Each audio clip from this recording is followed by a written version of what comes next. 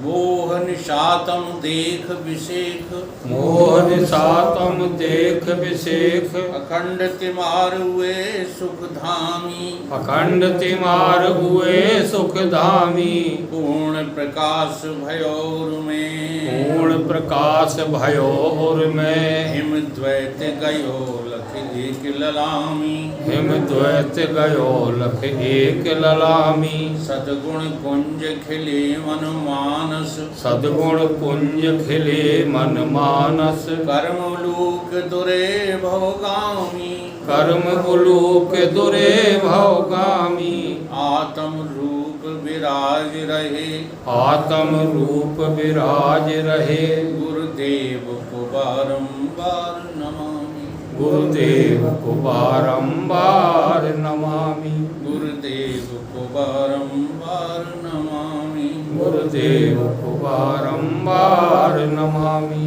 ब्रह्मचर्य वृत्ति स्व अखंड धृति, ब्रह्मचर्य वृत्ति सो अखंड धृति, सुकृति सन्मार्ग किए जिन तय, सुकृति सन्मार्ग किए जिन तय, प्रकृति से परे विकृति को हरे, प्रकृति से परे विकृति को हरे, संसति संताप की हो जिन क्षय, संसति संताप की हो जिन क्षय, जगती में जितेंद्र करी जागृति, जगती में जितेंद्र करी जागृति, निर्मल सद ज्ञान दियो निर्भय, निर्मल सद ज्ञान दियो निर्भय, श्रोता समाज सभी बोलो, श्रोता समाज सभी बोलो, श्री सतगुरुदेव भगवान की जय, श्री सतगुरुदेव भगवान की जय, श्री सतगुरुदेव भगवान की जय, श्री सतगुरुदेव भगवान की जय।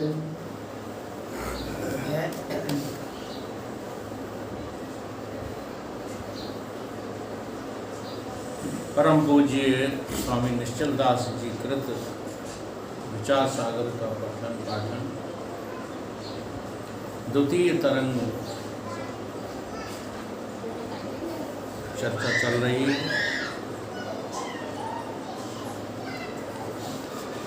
जितने भी शरीर हैं, चाहे वो 84 लाख योनि के हों, मनुष्य योनि का हो या देव योनि का हो, सारे शरीरों का निर्माण पुण्य पापों के मिश्रण से हुआ है। देवताओं के शरीरों के विषय में बताया था कि इनका जो है केवल पुण्य से निर्माण हुआ है, तो वो अपवाद स्वरूप बताया था।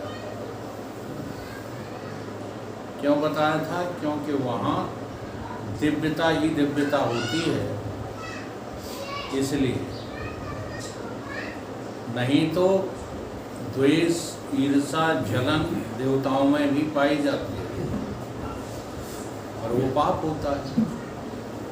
इसलिए सर्वत्र पाप पुण्यों का मिश्रण ही है क्या? शरीर। इस रीत से सर्व शरीर पुण्य पाप रचित हैं और पाप का फल होता है दुख। इसलिए शरीर रहे तब तक दुख की निवृत्ति हो नहीं सकती। दुखों की आत्यांतिक निवृत्ति कब होगी? जब आपका शरीर ही न रहे। इसका अर्थ ये नहीं कि शरीर मर जाए, जो अभी चर्चा हो रही थी। जिसकी दृष्टि में शरीर नहीं होता, उसकी दृष्टि में कोई आयु जन्मने मरने की नहीं होती। कौन मर गया?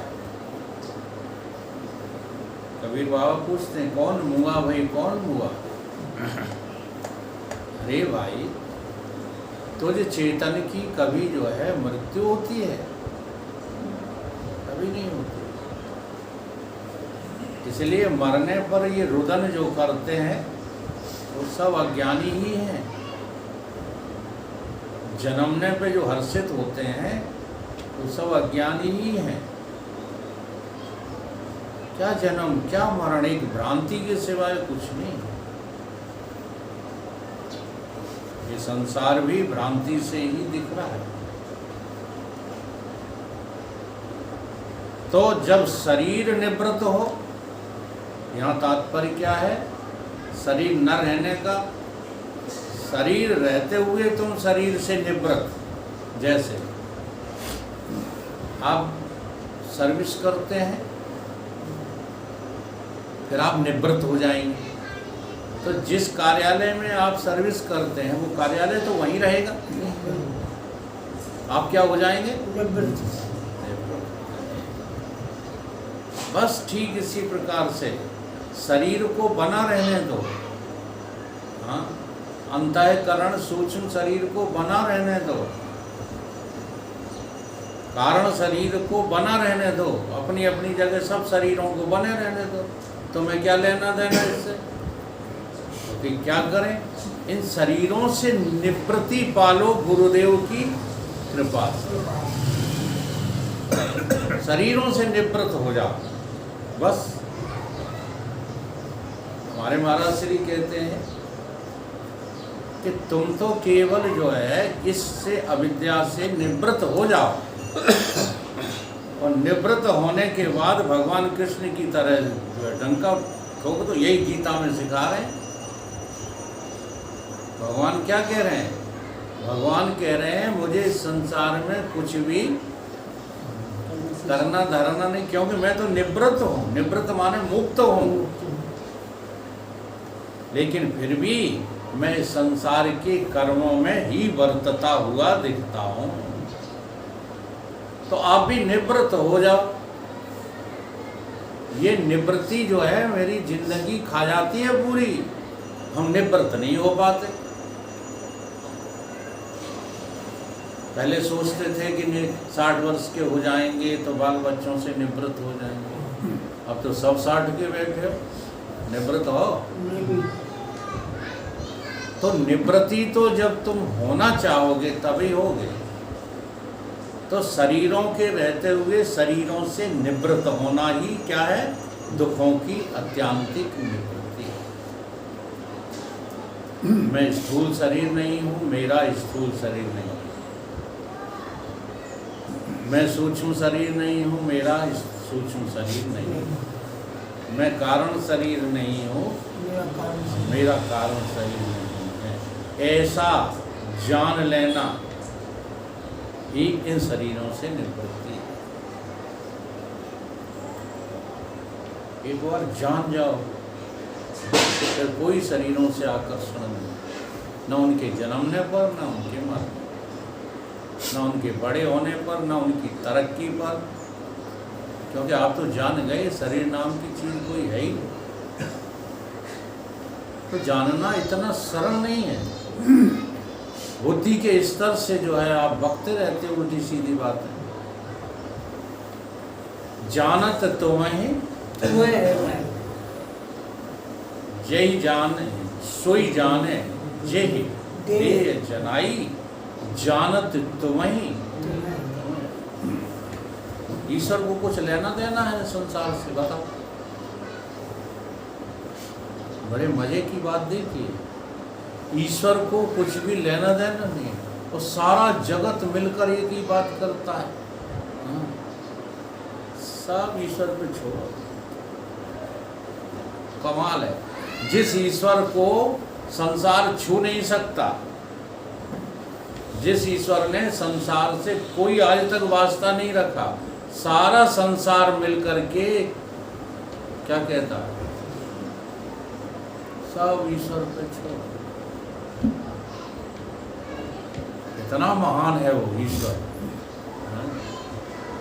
और तुम भी यदि निवृत्त हो जाओ ना, तो तुम भी उसी के स्थान पर हो जाओ। फिर बताओ तुम्हें क्या जरूरत है?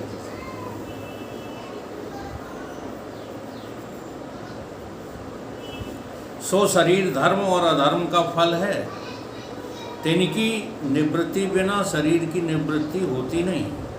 धर्म और अधर्म वही पुण्य पाप। धर्म और अधर्म का फल क्या है? शरीर।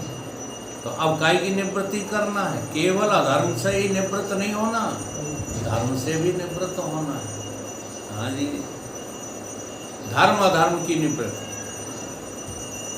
तो धर्म अधर्म की निवृत्ति बिना शरीर की निवृत्ति नहीं हो सकती, क्योंकि वर्तमान शरीर दूर हुए से भी पुण्य पाप तो और शरीर भोगेगा। जैसे ये शरीर छूट गया आपका, लेकिन संग्रह तो साथ में चला गया, धर्म अधर्म का, शुभ अशुभ का लिए चले गए ना। तो कोई दूसरे शरीर में भोगोगे, ये भोगना बंद थोड़ी हो जाएगा। और इस शरीर में भी जो आप सुख दुख भोग रहे हैं, वो इसी शरीर के किए हुए धर्म अधर्म थोड़े ही हैं। पूर्व जन्मों के न जाने कितने शरीरों के द्वारा आप धर्म अधर्म करते रहे हैं, वही प्रारब्ध का रूप धारण करके तुम्हारे सामने आकर खड़ा हो जाता है। अच्छा, कभी अनुभव नहीं करते इस बात का? आपने जो यहाँ दुख भोगे हैं, क्या इतने दुख भोगे हैं, इतने आपने दुख भोगे, इतना आपने खराब कर्म किया क्या? नहीं किया। लेकिन दुख भोगते समय उसका भी दुख होता है कि हमने ऐसा कोई खराब कर्म किया नहीं, क्यों भोगना पड़ रहा है? तो इसका जवाब यही है, कोई तुमने पहली बार शरीर थोड़ी धारण किया है।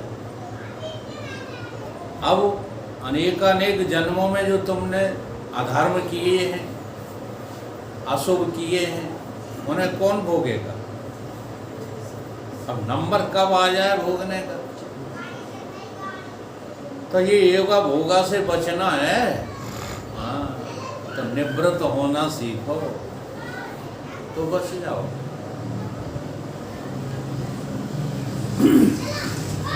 इसलिए पुण्य पाप की निवृत्ति के बिना शरीर की निवृत्ति नहीं होगी।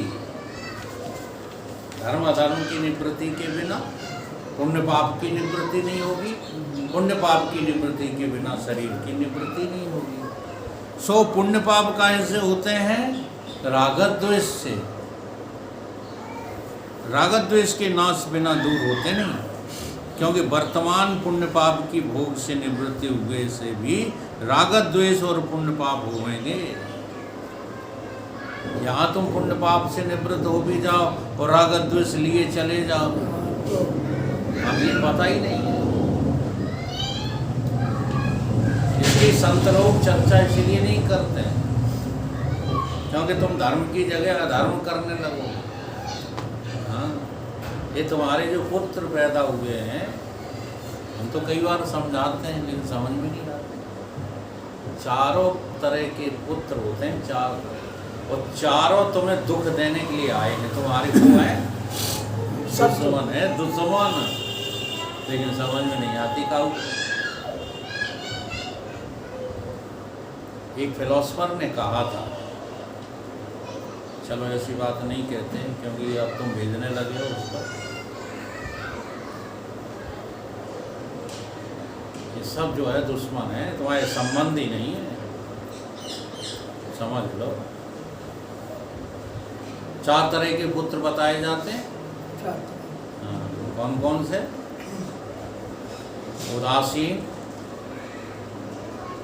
बैरी, बैरी पुत्र होते हैं, उदासीन पुत्र होते हैं, और बैरी, सेवक, सेवक जल्दी याद आ जाता है। तीसरा, चौथा कौन सा विस्मरण हो रहा है?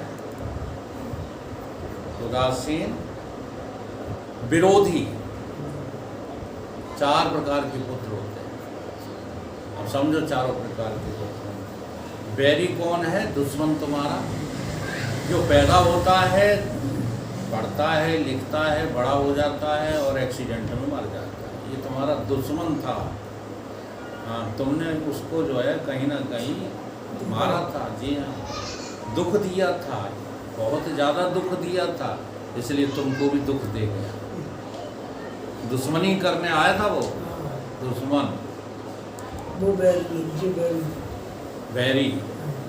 हाँ। और विरोधी कौन होता है? जो अपने बाप की हर बात का विरोध करे।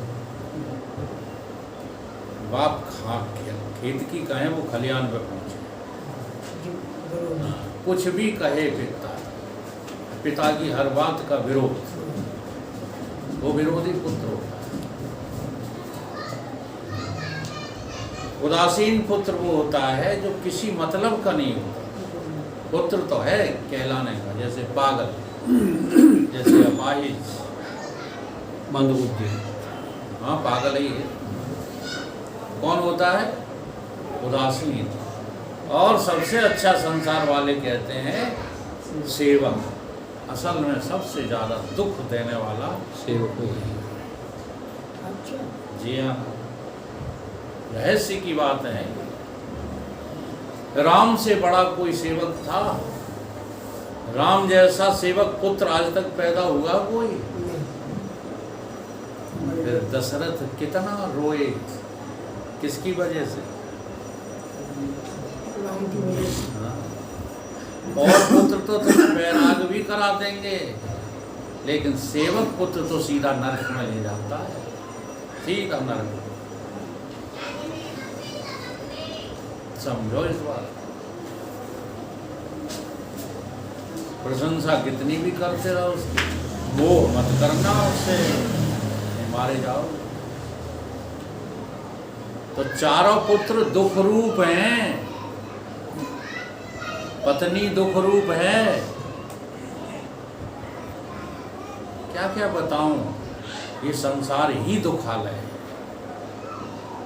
इसलिए शरीर से निवृत्ति चाहते हो तो राग द्वेष से निवृत्त हो जाओ। न किसी से मोह करो, न किसी से द्वेष करो, क्योंकि वर्तमान पुण्य पाप के भोग से निवृत्त हुए भी राग द्वेष तो पीछे लगे रहेंगे, और राग द्वेष की निवृत्ति के बिना पुण्य पाप दूर होता नहीं। सो राग द्वेष कैसे होता है? अनुकूलता और प्रतिकूलता। जो तुम्हें अनुकूल लगता है उससे तो आपको राग हो जाता है, और जो प्रतिकूल लगता है उससे आपको द्वेष हो जाता है। जिसके विषय प्रतिकूल ज्ञान होवे तावे से द्वेष होवे, अनुकूल होवे है तावे से राग होवे। इसलिए अनुकूल ज्ञान और प्रतिकूल ज्ञान की निवृत्ति के बिना राग द्वेष की निवृत्ति नहीं होती। सो अनुकूल ज्ञान और प्रतिकूल ज्ञान भेद ज्ञान से होता है। कैसे होता है?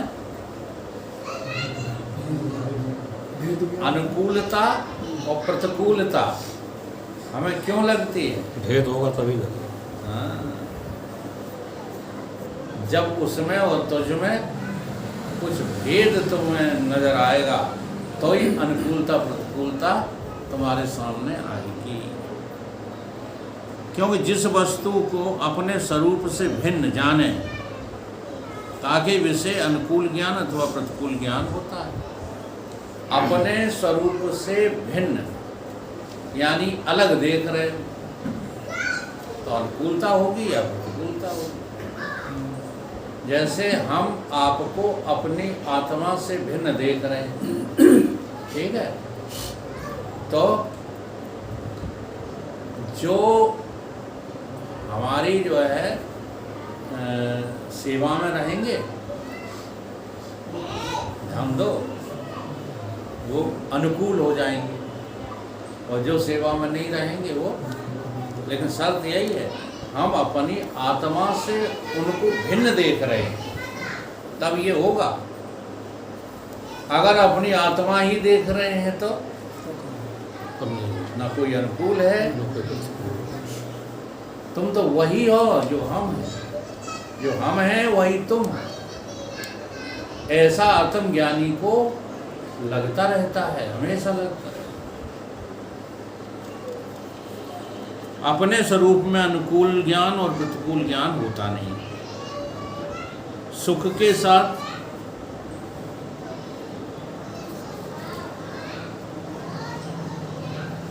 सुख के साधन का नाम अनुकूलता है।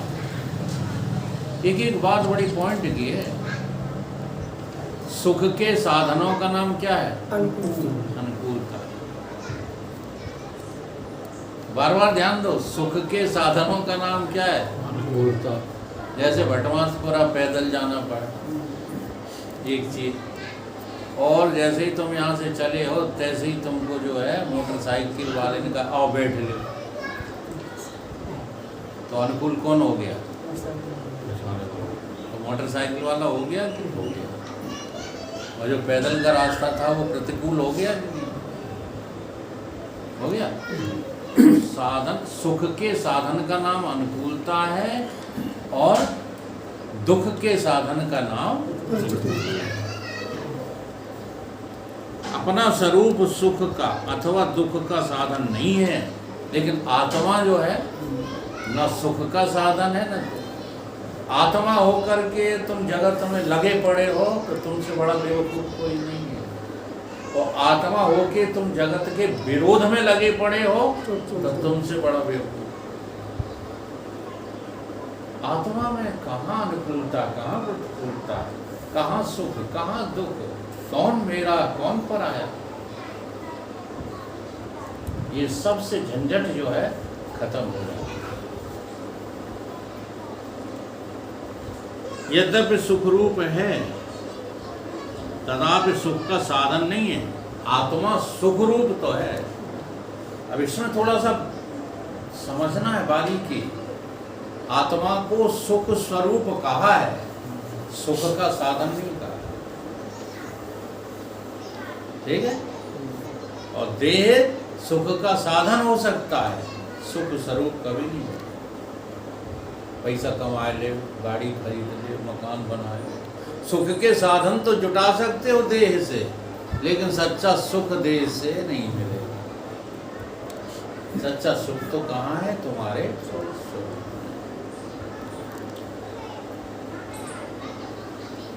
इसलिए स्वरूप से भिन्न जो वस्तु तुमने जानी है उसमें ही अनुकूल ज्ञान प्रतिकूल ज्ञान होगा। इस रीत से पदार्थन में अपने से जो भेद ज्ञान है सोई अनुकूल ज्ञान और प्रतिकूल ज्ञान है। ता भेद ज्ञान की निवृत्ति बिना अनुकूल ज्ञान प्रतिकूल ज्ञान की निवृत्ति होती नहीं।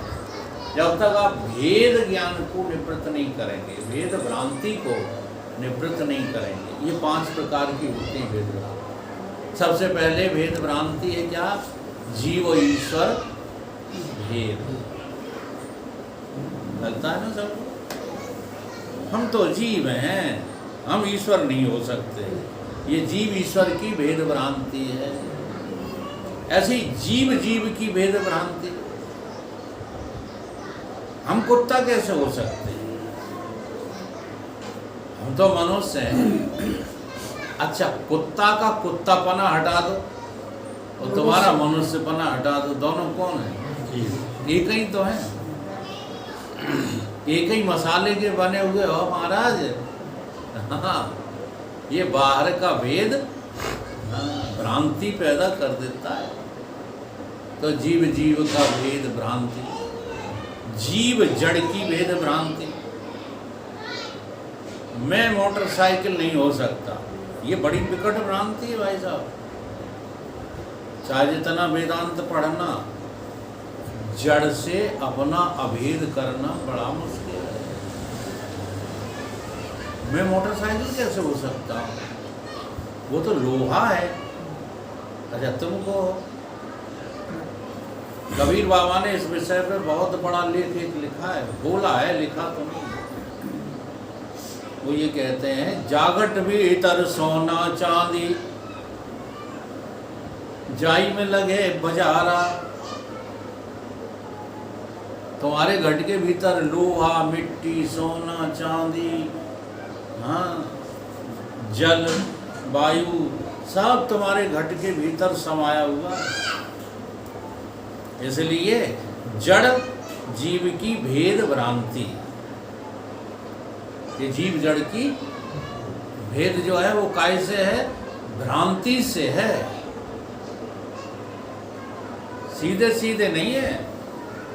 तुम भ्रमित हो इसलिए भेद लग रहा है, नहीं जो मोटरसाइकिल है वही तो हम है। लेकिन बाध करके ऐसा सोचना पड़ेगा, बाध्यता अनुवृत्ति से ऐसा सिद्ध होता है, बिना बाध किए नहीं। नहीं तो एक किस्सा सुनाया जाता है, किसी गुरु ने कहा कि जीव जीव जो है एक होता है, हाँ वो भी ब्रह्म होता है, तू भी ब्रह्म होता है। बस सीखा इतने में गुरु की वाणी से और कहीं हम ब्रह्म। उधर से हाथी आ रहा था,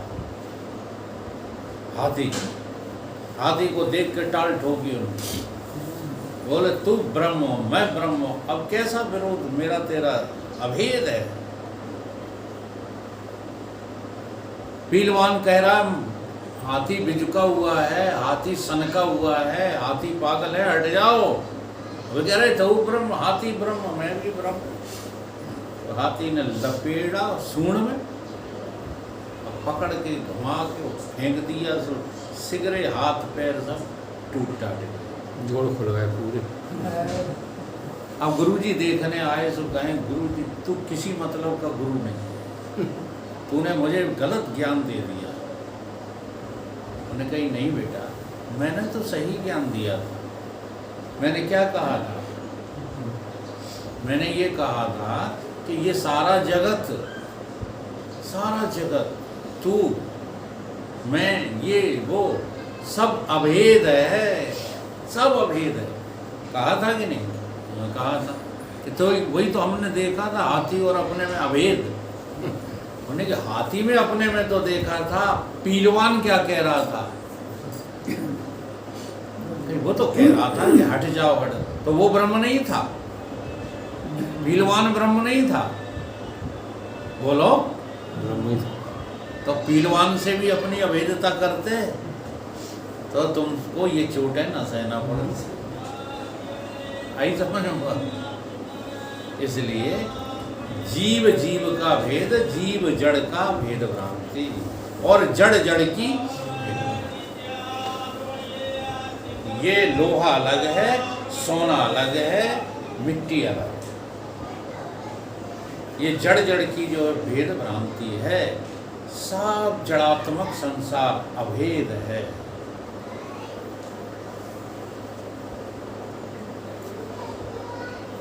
ये पांच भेद वास्तव में प्रतीत होते हैं, होते नहीं हैं। कल्पित उपाधिकृत होने से कल्पित प्रतीत होते हैं। इसलिए बाध्यता निवृत्ति करके हमको संसार में ज्ञान से जीना चाहिए। बाध्यता निवृत्ति, बाध्यता निवृत्ति जानते हो? हैं? कई बार तो मैंने बताया है, चलो फिर बता।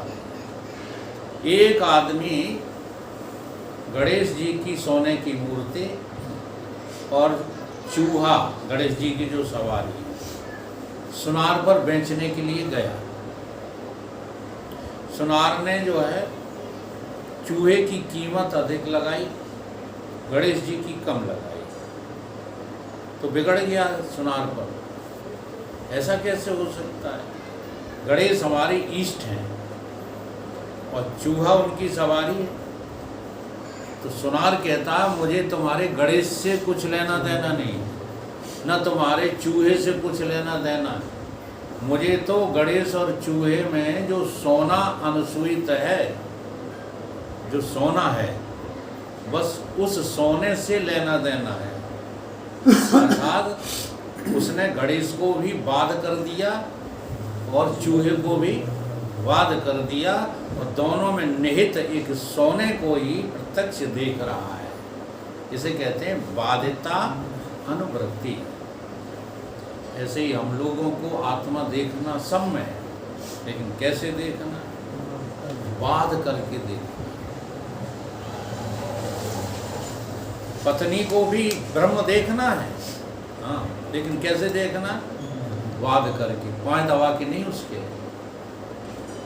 ये बहुत सिखाया जाता है, भक्ति संप्रदाय वाले और कृष्ण कई पैर दबाते हैं, तो दबाते होंगे, लेकिन वो बाध्यता अनुवृत्ति है, वो राधा के पैर नहीं दबा रहे, हाँ? वो तो अपने आप के ही दबा रहे। बाध्यता अनुवृत्ति, बाध कर दो, जो